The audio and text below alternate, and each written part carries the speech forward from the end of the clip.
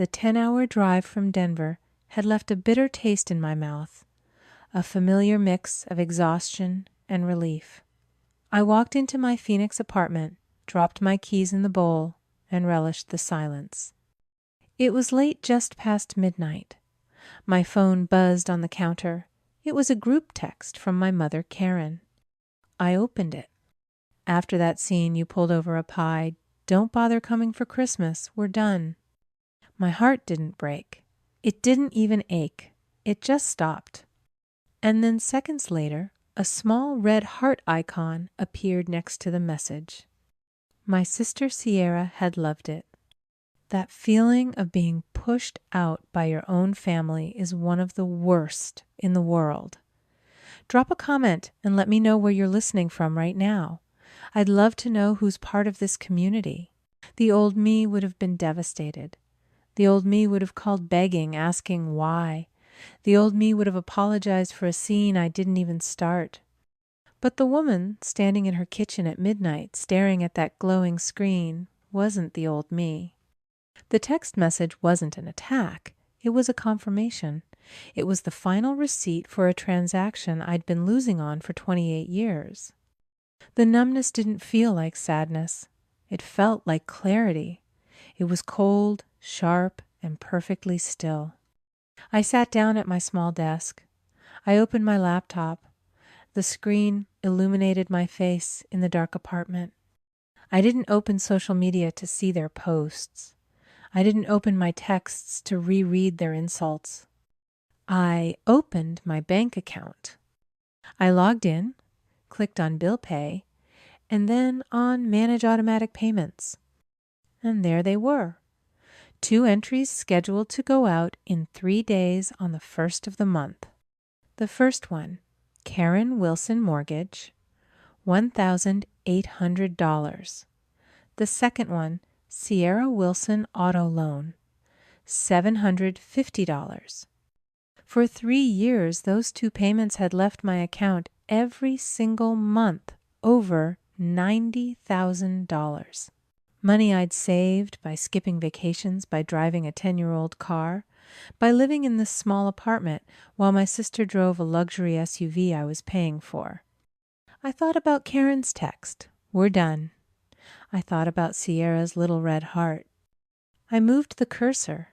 My finger hovered over the button just for a second. I thought about all the years I'd been the responsible one. The family safety net. The one they called in a panic, but never just to talk. The responsible one is just a nicer word for the useful one. This wasn't an emotional decision. This was accounting. I clicked Cancel Payment. A little box popped up. "Are you sure you want to cancel this recurring payment?" I clicked Confirm. Then I moved the cursor to Sierra's auto loan. $750 a month for a car I'd only seen on Instagram. I clicked Cancel Payment. "Are you sure?" I clicked Confirm. I closed the laptop. The apartment was silent again, but this time the silence felt different. It wasn't empty. It was mine. I went to the kitchen, poured a glass of water, and went to bed. For the first time in my adult life, I didn't worry about what my family would think in the morning. I knew, and I didn't care. You're probably asking yourself, why? Why would any sane person agree to pay that much money for a family that clearly doesn't respect them? Why would I co-sign for a sister who wouldn't even text me back? The answer isn't simple. It wasn't one big decision. It was 1,000 tiny ones. A slow erosion of boundaries that started so long ago, I barely noticed it happening. The mortgage started 3 years ago. I got a call from my mother, Karen. She wasn't her usual bubbly self. She was hysterical. "Taylor, your father. His hours were cut. We're 2 months behind on the house. They sent a letter. Taylor, they're going to foreclose. We're going to lose the house." Her voice was thick with a panic I had never heard before. The house I grew up in? The only home they'd ever known. I'll cover it, Mom, I said, my own hands shaking as I looked at my own budget. Just send me the bank information. I'll set up a payment. Oh, Taylor, thank you. You're the responsible one. You always have been. You're saving us. The responsible one. That was my role. Sierra was the charismatic one. My dad, Mark, was the stoic one. My mom was the emotional one. And I was the responsible one, the family fixer, the safety net. I sent the $1,800, and I sent it again the next month, and the next. It never stopped. Then came the SUV. That was a year later. Sierra had landed a new marketing job, something with a fancy title. But the job required her to drive to client meetings, and her old car wasn't reliable. Or more accurately, it wasn't a luxury brand. Her credit was destroyed from years of living beyond her means. My mom called again. This time her voice was low, conspiratorial, like she was letting me in on a secret. Taylor, honey, Sierra needs a little help. Just a co-signature. Her new job pays really well. She just needs a chance to build her credit back up. It's just a signature, honey. You won't have to pay a single penny, I promise. I knew deep down that it was a lie. I felt it in my bones. But I was already paying the mortgage. What was one more yes to keep the peace? Sierra never made a single payment. Not one. The $750 payment just defaulted to me, the cosigner the first of the month.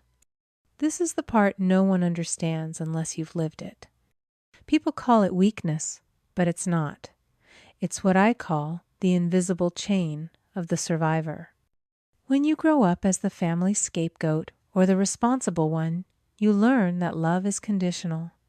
It isn't given freely. It has to be earned. And the only way I knew how to earn it was to be useful, to be indispensable. My payments weren't just money. They were my proof of worth. They were my way of screaming, "Look, I'm valuable. Please love me. Please see me." You become trapped in a prison that has no bars. You're held captive by a single desperate, toxic hope that if you just give one more time, if you just sacrifice a little bit more, this will be the time they finally see you. This will be the time they finally say, "Thank you, Taylor. We appreciate you." But that day never comes. You're just handing over pieces of yourself month by month until there's nothing left. You're not just paying their bills, you're funding their disrespect. And every month when that $2,550 left my account, it was just the sound of that invisible chain pulling a little bit tighter. And this Thanksgiving, I'd actually tried. I'd driven the 10 hours from Phoenix to Denver. I didn't just show up. I came with an offering. I'd spent $75 on an artisan pie from a famous bakery, a beautiful creation with a braided crust and spiced apple filling that smelled incredible. It was my way of trying to buy my seat at the table to prove I wasn't just the family ATM. The dinner was exactly what it always was. My sister Sierra talked about her amazing new marketing project. My dad Mark praised her for being a go-getter. My mom Karen kept refilling Sierra's wine glass, beaming at her. No one asked about my job. No one asked about my drive. The beautiful, expensive pie sat on the counter, untouched. Then after dinner, my 11-year-old nephew, Mason Sierra's son, ran into the kitchen. He was holding a toy truck, making vrooming noises, not looking where he was going. He accidentally tripped, slamming right into the counter. The pie didn't just fall. It smashed. It hit the floor in an explosion of spiced apples and shattered crust. There was a second of silence. And then the laughter started. It wasn't just Mason giggling. Sierra covered her mouth, her shoulders shaking. My dad let out a sharp snort. Even my mother Karen was smiling. I just stood there staring at the mess on the floor, that $75 pie I'd carried for 10 hours. "Oh, Taylor," Karen said, her voice light and amused, as she handed Mason a paper towel. "Don't look so sensitive. It's just a silly dessert." And that was the moment, the click, the final piece sliding into place. I realized why they could laugh. It's what I call the trap of normalizing cruelty. In toxic families like mine, there's always a scapegoat and there's always a golden child. The entire family system is built on this imbalance. To keep the golden child Sierra feeling special, the scapegoat me has to be kept in their place. The laughter wasn't just about a pie. It was a tool of control. It was a way to remind me that my efforts are worthless. My feelings are an overreaction. My contributions are ultimately disposable. They weren't just laughing at a spilled dessert. They were laughing at me. They were laughing at the fact that I had bothered to try at all. And in that moment, watching my mother dismiss my feelings as too sensitive, I finally understood. They weren't going to change. They didn't want to change. They needed me to be the failure so they could feel like winners. I didn't say a word. I just watched my nephew try to wipe apple pie filling off his shoe with a smirk, and I knew I was done. I woke up to the sound of my phone vibrating so hard it was rattling against the nightstand. It wasn't one buzz. It was an explosion, a relentless stream of notifications. I looked at the clock. 6:03 a.m. The mortgage payment was officially late. I picked up the phone. 22 missed calls, 47 texts, all from Karen, Mark, and Sierra. The first text from my mother was pure panic. The bank just called. The mortgage payment was declined. Fix this immediately. This is not a joke. The second one from Sierra was even less self-aware. My car payment bounced. What did you do? You're ruining my credit. I'm going to be stranded. You have to fix this now. I scrolled through the messages. Not a single one said, "Are you okay?" Not one said, "Why are you upset?" It was just a wall of demands. Fix it, fix it, fix it. They weren't angry that I was hurt. They were angry that the ATM was closed. I put the phone down, went to the kitchen, and started making coffee. The smell of the dark roast filled my apartment. The phone started buzzing again. This time, I let it go. A few minutes later, a notification from Facebook popped up. My mother had tagged me in a post. I clicked it. It's a terrible thing when you sacrifice everything for your children, only to have one of them turn around and be ungrateful. Some people forget who raised them. I read the post. I looked at the comments already flooding in from her friends. "Oh, Karen, I'm so sorry. You've always been such a good mother. Sending prayers." She was already controlling the narrative, painting me as the villain. The phone rang again. "Sierra." I declined the call. It immediately went to a voicemail notification. I listened. It wasn't even a message, just screaming. "I cannot believe you are doing this to me. You are just jealous. You've always been jealous of my life, and now you're trying to sabotage me." I deleted the voicemail. The coffee was ready. I didn't reply to any of them. I didn't engage. The old Taylor would have been on the phone for hours, crying, defending herself, and eventually caving. This Taylor just got in the shower, put on a sharp blazer, and pulled her hair back into a professional bun. I wasn't going to call them. I was going to call my bank. I walked into the downtown branch at 9 a.m. sharp. I'd scheduled an in-person meeting with the branch manager, a man named Mr. Wells. The contrast between my family's hysterical chaos and the quiet, professional calm of his office was almost dizzying. "Miss Wilson," he said, shaking my hand, "your email was brief. You mentioned a dispute regarding 2 co-signed loans. That's correct, I said, my voice perfectly level. I opened my briefcase and laid out the printed statements. I have been paying both my parents' mortgage and my sister's auto loan for the last 3 years. Last night, my family formally severed contact with me, and as a result, I am no longer willing to cover their debts. Mr. Wells looked at the papers. I see. Well, canceling the payments is your right, of course. It's more than that, I said. I was coerced into co-signing the auto loan under false pretenses. My sister has never made a single payment. I want to formally dispute my liability on that loan. I am not the primary owner. I have no access to the vehicle, and I believe I was a victim of financial coercion.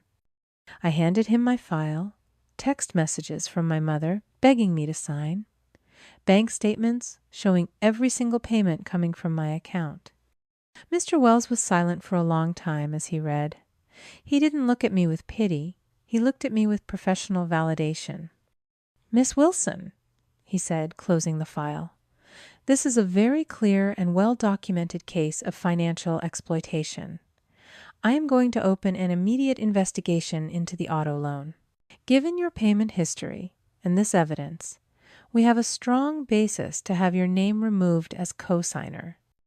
I felt a weight I hadn't even known I was carrying lift off my chest. Thank you, Mr. Wells. That's all I wanted to hear. I walked out of the bank into the bright Phoenix sunlight. My phone was still buzzing a frantic, angry bee in my pocket. But for the first time, I didn't feel it sting. I felt in control. I thought the meeting was over. I was gathering my files, a profound sense of relief washing over me, when Mr. Wells said, Miss Wilson, just one moment. I turned back. He was frowning at his computer screen, his brow furrowed. This mortgage account, the numbers are odd. He said more to himself than to me. What do you mean? The original loan amount was standard, he said, but your payments, you're not just paying the mortgage. You've been paying an additional $900 a month into a separate home equity line of credit. What I never authorized that. It was opened by the primary account holder, your father, 2 years ago. Mr. Wells said, his fingers clicking rapidly on the keyboard. He used your consistent payment history on the main mortgage as proof of income and stability to secure the credit line. It looks like he drew the full amount almost immediately. One single transaction. For what? My voice was flat. Mr. Wells was silent for a moment as he read the transaction notes. He looked up, his expression unreadable. According to this, the entire line of credit, $30,000, was used to purchase a 2023 Bass Tracker Pro fishing boat. A base boat. I didn't explode. I didn't cry. I just felt cold. All the texts from my dad about how times were tough, all my mother's tearful calls about losing the house, all the Thanksgivings I'd missed because I was working extra shifts to cover their mortgage. It was all a lie. They weren't surviving because of me. They were thriving off of me. My responsibility wasn't just a safety net. It was their luxury fund. I had been paying $1,800 a month thinking I was saving my childhood home, while my father was out on a lake somewhere fishing from a $30,000 boat I had paid for. Miss Wilson, Mr. Wells, said gently, "This changes things. Significantly." "How so?" "This isn't just a family dispute over a co-signed loan anymore," he said, his professional voice hardening. "Using your payment history to secure a loan in your name without your knowledge and for a purpose that you were not aware of, that is fraud. Plain and simple." I nodded slowly, the word fraud settling into my mind. It felt right.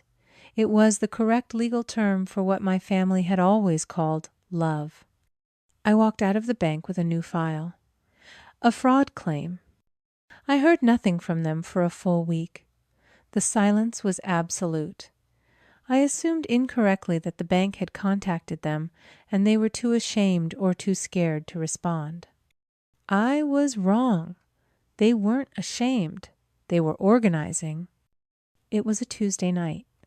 I was at home reviewing a logistics report when the pounding started. It wasn't a knock. It was a frantic, desperate, angry pounding that rattled the hinges of my apartment door. My heart leaped into my throat. I crept to the door and looked through the peephole. My blood went ice cold. It wasn't just one of them. It was all of them, Karen, Mark, and Sierra. They were standing in the hallway of my Phoenix apartment building, looking like they had driven all night. My mother's face was blotchy and red. My sister looked like she was in a panic, and my father looked furious.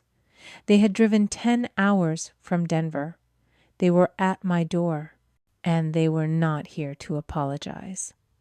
The pounding was frantic. "Taylor, open this door. We know you're in there." My mother's voice was shrill, unrecognizable. I stayed silent, looking through the peephole. My father, Mark, slammed his palm against the wood. "Don't you ignore us. The bank is calling every hour. They're taking the boat, Taylor. They're going to foreclose." "My car!" Sierra shrieked, her voice cracking. "They're going to repossess my SUV. I can't lose my car, Taylor. You have to fix this. You started this." I started this. They drove 10 hours, not to apologize, not to explain, but to stand in a hallway and demand that I turn the money back on. "Fix this, Taylor," my mother screamed. "You're our daughter. You can't let them take our house." I held my phone in my hand. My fingers were steady. I didn't call the bank. I didn't call them. I dialed 911. 911. "What's your emergency?" My voice was quiet, calm. "Hello, my name is Taylor Wilson. There are 3 people outside my apartment pounding on my door and screaming. They are my biological family, but I have asked them to leave me alone, and they are refusing to leave my property. I'm afraid they're going to break the door down." "Are you in immediate danger, ma'am?" "They are becoming increasingly unhinged," I said. "I am in my apartment. I just want them removed." "Officers are on their way." I hung up and went back to the peephole. The pounding stopped. I could hear them breathing heavily, muttering to each other. Then I heard the elevator ding and new voices. "Sir, ma'am, we need you to step away from the door." I watched as my father turned his face red with rage to see 2 police officers standing at the end of the hall. "Officer!" "Thank God," my mother said, rushing toward them. "You have to make her open the door. She's our daughter, and she's stolen from us." "Ma'am, what's going on here?" "She's ruining us," Sierra cried.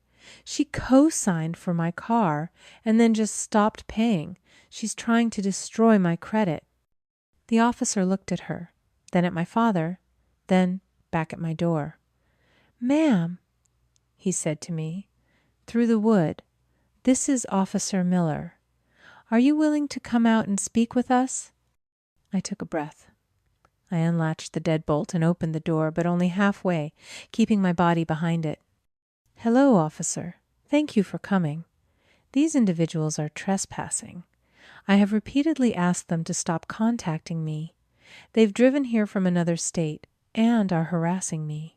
I want them removed from my property." Trespassing. My father exploded. "This is our daughter. We're trying to have a family conversation." "Sir, has she asked you to leave?" She won't talk to us." "So you decided to pound on her door and scream at her?" the officer asked, his voice flat.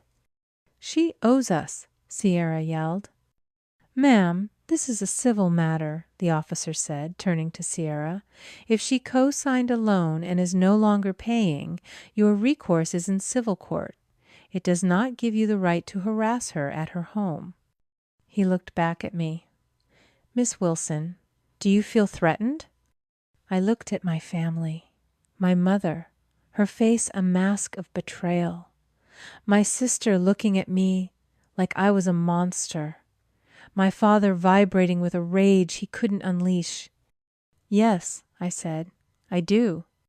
Then you all need to leave, the officer said to them.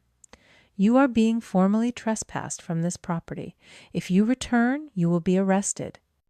You're taking Hare's side, Karen shrieked. I'm taking the side of the law, ma'am. You are on private property, and the resident wants you gone. You have no legal right to be here. Now let's go. I watched silent as the two officers escorted them. My mother, my father, my sister down the hallway. My family, baffled, furious, and for the first time in their lives, powerless. My father looked back at me just before they turned the corner. His eyes weren't just angry, they were confused. He looked at me as if I was a stranger. He was right. I closed the door, I locked the deadbolt, I leaned against it, and I let out a breath I felt like I had been holding for 28 years. The fallout was swift. Sierra's SUV was repossessed a week later. The bank now, in a full fraud investigation, seized the base boat. And my parents' home, overloaded with debt they couldn't pay, went into foreclosure. I sat at my laptop and opened that old spreadsheet, the one where I'd meticulously tracked every family support payment. The total stared back at me. All that money, all that time. I highlighted the file. I thought about the pie on the floor. I thought about the heart icon. I hit delete. If you're still here, thank you for listening. This is a letter to everyone who has ever felt like they were on the fringes of their own family. To the responsible one, the scapegoat, the peacemaker. To the one who is expected to give everything but ask for nothing. I want you to know that you are not invisible, even if they make you feel that way.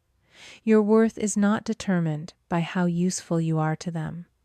You are allowed to stop setting yourself on fire to keep others warm. You are allowed to say no. You are allowed to build a life that does not require their approval. It is not an act of cruelty to protect yourself. It is the first, most important act of self-love. You deserve to be the main character in your own story. Thank you for being here.